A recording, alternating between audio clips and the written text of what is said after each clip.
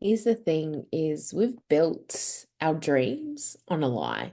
The entire self-help, spiritual development, professional development, business development, the entire industry has been based on one thing. We're flawed. We're broken. We're wrong. We need to do something better. And it's just not right. It's not correct. And it's a really toxic belief. Because can you imagine the foundation of every single action that we take is based off of, I got to do more. I got to be better. I am wrong. There is something wrong with me. I am flawed. I am not enough. So every book, every course, every program that you've ever done has reinforced this belief. And this is why the entire system, your entire dreams have been based on a lie. And that may sound like a big a big claim to say, right? But can you imagine just for a moment if that is the intention, if that is the energy and the current behind every single thing that you do, what is there? What is the soil that's underneath? What does that look like? What does that feel like? What fertilizer are we putting on that, right? It's why we keep on living out this same reality, right? Why we're absolutely exhausted and burnt out because we're on this endless cycle of healing and improving. And we say it's in the name of maybe growth or evolution. And there's a space for that, right? There's a space for evolution, there's a space for growth, and there's a space to delve into the shadow. Everything has its place. And I'm not saying that those things are wrong, but what I do want to share with you and perhaps just open up this discussion and this lens to begin to look at it at a different way, right? Every time we go to the doctor, it's to fix something. Every time we go to the gym, it's to it's to punish ourselves. It's to work off those calories or, whatever thought process is going on for you. So it's not because been doing it wrong, but we have built our entire dream that's based on a lie. We're dangling a carrot that we can never catch, right? And so what I wanted to really share with you today is for us to really begin to understand the impact that this has had. And how can we begin to really alchemize this belief, to rewrite a new story? You see, last year I had been suffering, not just last year, gosh, it's been really, I'm going to say the last 20 years, is I've had this cycle of this burnout, this exhaustion pattern. And I kept on going, it kept on happening over and over again. And everything that I just, said and shared with you is everything that, I myself have experienced as well. I've, worked with thousands of women who have also experienced this. And so, really, what I realized last year was all the meditation, all the journaling, all the healing, all the slogging it out at the gym, all of these things that we do in the name of healing or self-love or self-help or professional development is based on this one fundamental belief of I am flawed. I am a flawed human. And when I realized was, what if we flipped that script? What does that look like when we remember who we are at the core? Because the thing about it is the reason why we're burnt out isn't because we're doing too much. It's because we're not connected to ourselves. It's because we're not connected to our fire, right? So a big part of this exhaustion pattern that I realized last year was that I forgot I was wild. I forgot my fire. And I was used to say to my friends, I'm like, I remembered my mongrel. I got my bite back and I began to fight for myself. Because what I realized was I was fighting for everybody else. I was fighting to make sure that my partner was really happy and his life was all good and smooth because, if his life is smoother, then my life is smoother. And I make sure that, my kids are fine and thriving and doing everything else and doing everything for community and clients and everybody else. And there's nothing wrong with that. But what happens is we begin to die a slow death. And we whip on a smile on our face. We tell the world we're okay. The world tells us that we should be okay because there's nothing wrong. I'm a woman of privilege, right? I am through the lens of other people is I should be happy, right? I should be happy. I have a business that I love. I'm in a loving relationship. All of these things. I've got healthy, beautiful kids. And so, but why am I constantly so fucking exhausted? Why am I exhausted? How can I live with so much love and passion and good intentions in my heart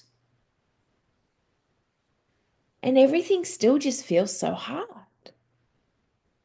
Right. And so going from hustling and pushing and pushing and pushing and having bounds and endless amounts of energy, and then I would crash and burn. Right. And now with that, what happens is my money, my business, my service, my offerings, I do really, really well. And then I'd be like, oh my God, I'm exhausted. And so then I'd have to go, oh, okay, I have to peel back a little bit. Right.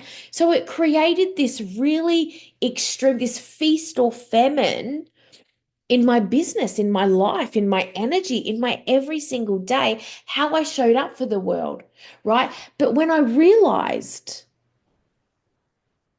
I needed to remember my fire, I needed to start to fight for myself. This is when everything shifted for me. What did that look like?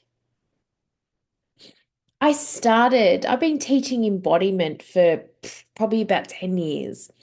And in that, I reached this layer of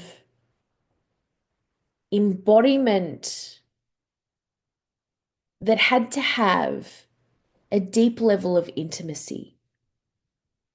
I always look at the word intimacy and I break it down into me, I see. And that was really what I began to do and beginning to fight for how I connected to myself, how I got my bite back, my fire, right? Because in the doing of all the things, because life is busy, life is full, is people want to do good. People are so, we're trying. We're trying, but it can be so fucking hard.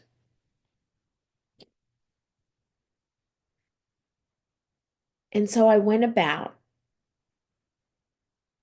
connecting to my wildfire. And that really is how the wildfire woman was born.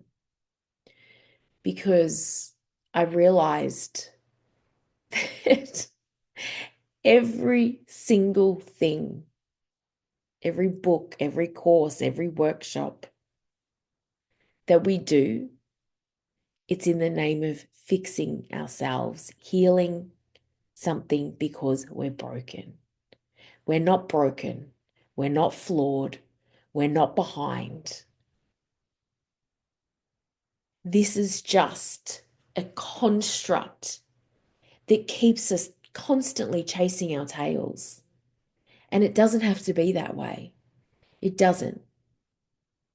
So what do? We look at the world like we're not broken. What if we're not broken?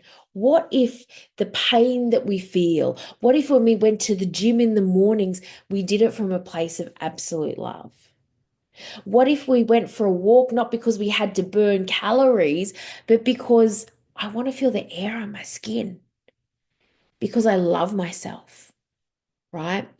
What if I went and did this workshop or this course because I love myself so much that I want to open myself up to as many experiences as possible. I want to understand my business from the inside out, and I want to learn from other people. Maybe I need to not outsource and outsource my power whereby someone else needs to tell me what I need to do because I'm broken, I'm flawed, because I don't know, because I'm less than. Maybe I need to learn how to tap into my own gnosis, to my own power, to my own intuition. Maybe I need to learn how to actually be intimate with myself. And I'm not talking through the lens of sexuality. I'm talking about the erotic body, which is derived from the word eros, which means love. Eros was the god of love, right? So let's go back to that foundation. Let's go back to the origin. Let's go back to the soil of the foundation, whereby we really show up in the world and tend to our soil like it's sacred, because it is sacred, right? And we can we can spray shit, we can dig out shit, we can, do all of these things in tending to our soil.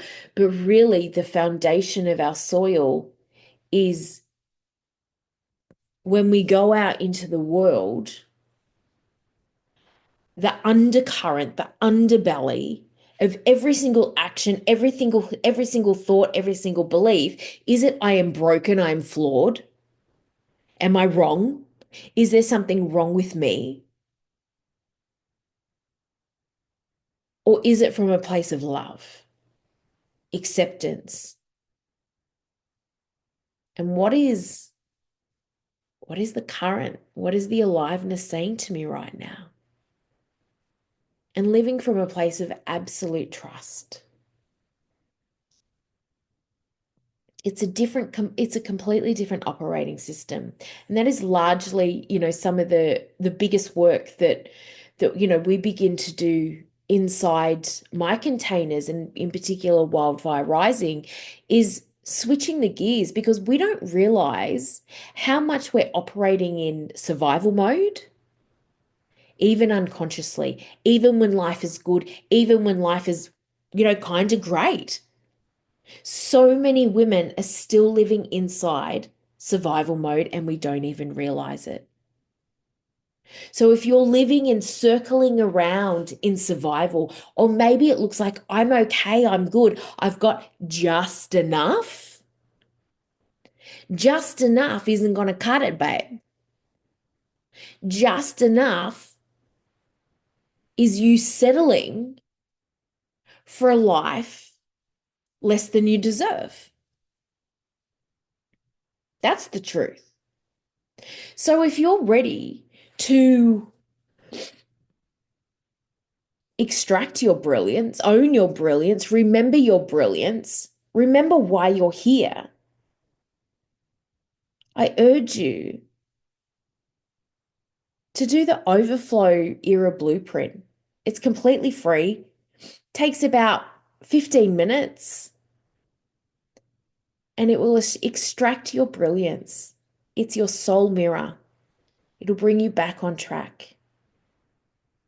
You can find it over at my website, reneemain.com.au, or you can find it in the link in the bio. And I'll talk to you really soon. Bye, everybody.